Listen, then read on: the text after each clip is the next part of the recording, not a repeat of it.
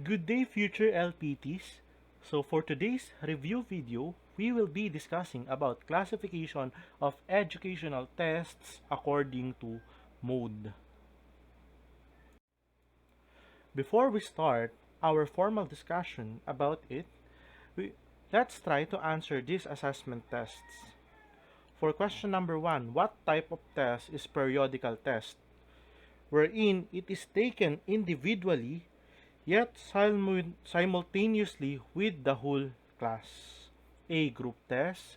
B. Individual test. C. Power tests. Question 2. Supposedly, the questions is what are the health impacts of global warming to human and animals? And the approach of answer is in the statement or paragraph form. What type of test is it? A. Essay test.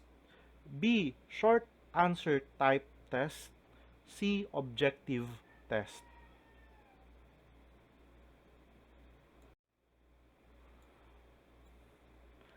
Third question. It is a type of test which all the items are arranged according to difficulty and discriminating power. A. Speed test. B. Performance test. C.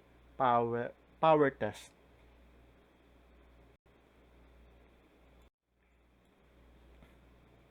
So, fourth question. It is a test prepared solely for class purposes. It is used to assess students' growth, achievement, difficulties, and learning. A. Objective type test. B. Standardized test. C. Teacher-made tests.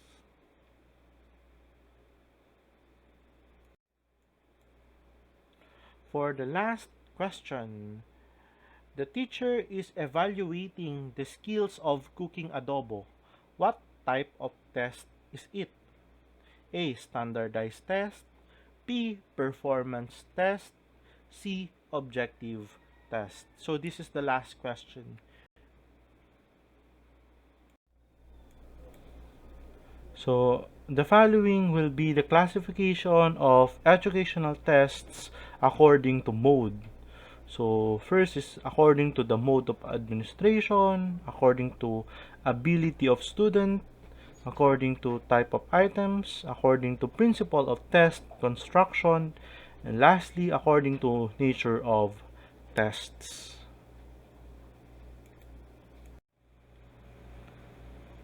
So the first classification is according to administration. So it is categorized into two, the individual test and the group test. So the individual test, it is a test which was administered upon an individual in particular time. So this kind of testing is yung magte-take ng test na to ay nag-iisa niya lang. So wala siyang kasabay. So it could be in many forms. It could be an oral test, a performance test, or also a written test. Pero that time, sa kanya lang binigay yung testing na yon. Meanwhile, in a group test, it is a test which was administered upon a group of people in a particular time. So ito yung kadalasan na tests na ibinibigay natin sa classroom. So, a standard test that was given to the group at that particular time. So, simultaneous silang nagtitake ng tests na yon. So, next classification is according to students' ability. So, we have also two categories. First is the speed tests and a power tests. So a speed test is a test that is bounded by limited time and having a specific number of questions with the same difficulty. So here in speed tests, all of the items are similar in difficulty. So most of them are relatively easy. But the difference is this test is taken in a limited time. So, and also, ang scoring dito, kung ilan yung nakuhang pinakamataas na score at pinakamabilis matapos on taking the tests. Meanwhile, yung power test naman is a type of test which all the items are arranged according to difficulty and discriminating power. So, in power test, all of the items are arranged from easy to average to difficult. So, obvious dito yung difficulty levels. So, mostly, it is taken with unlimited time or with a long time. Very, very long time. So, hindi chine-check yung kung gaano kabilis yung reaction, but chine-check kung how is the process, how the takers took the test or solved the questions.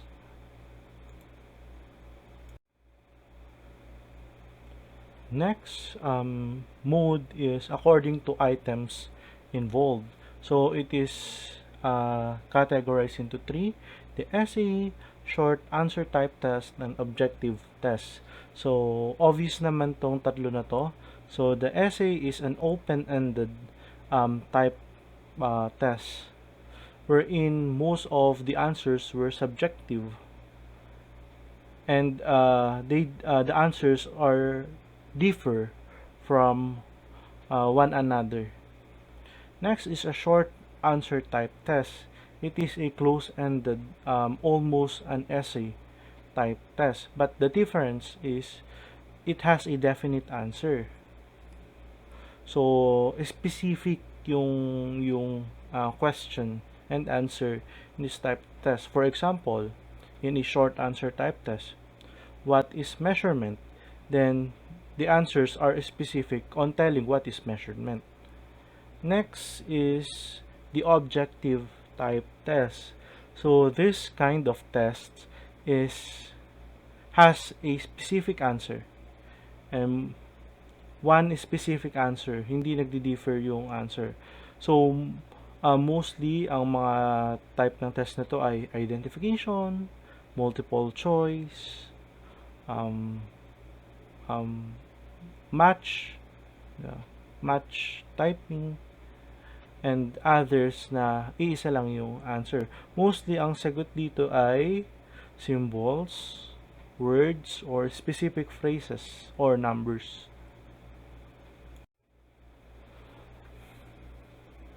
So next mode is according to test construction. It is divided into two naman. First is the teacher-made test, and second is the standardized test. So, teacher-made test is a test prepared solely for the class purposes. It is used to assess the students' growth, achievement, difficulties, and learning. So, kadalasan ginagawa tong teacher-made tests para makita on hand and real time ni teacher kung ano na ba yung capabilities ni students. So, ito yung kadalasan na ginagawa in almost every week or frequently ni teacher. Next is a standardized test. It is a test that measures the common objectives of a wide variety of schools. It has a standard procedure for administration, scoring, and norms for interpreting. So, this standardized test, ito yung binibigay from division office, for example, going to numerous schools na sakop ng division na yon. So, mostly, ginagamit ito for periodical tests in public schools. Kaya, standardized. Another example of standardized test is NCAE. Yun. Or the LET exam.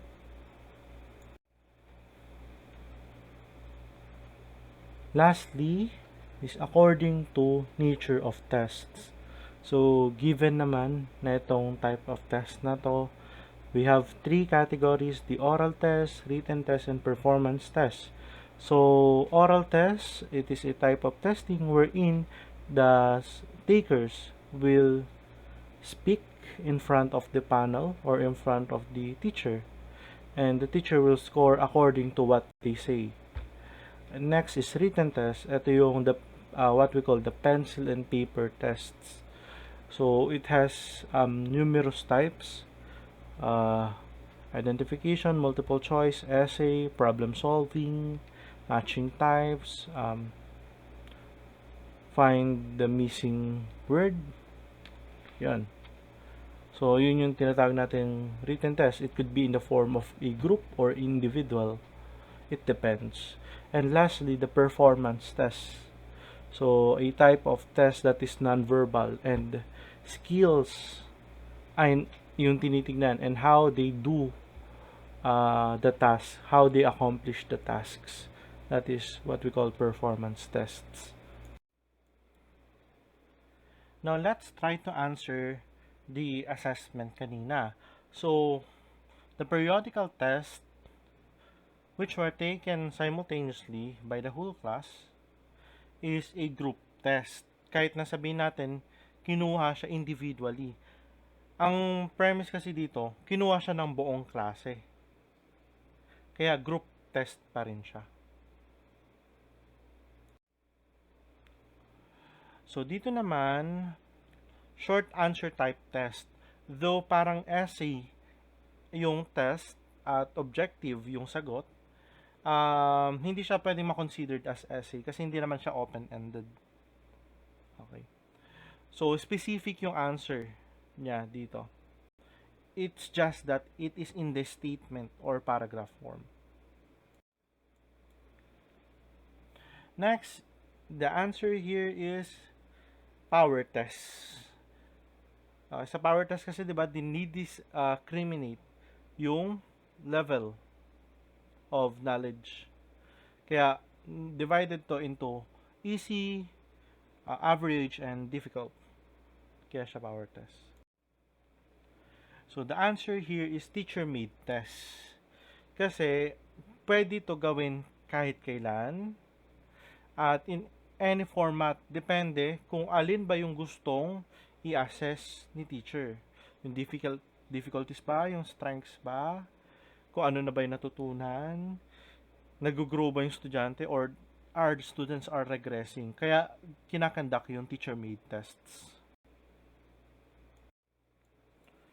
And lastly, it is performance tests. Okay, obvious naman.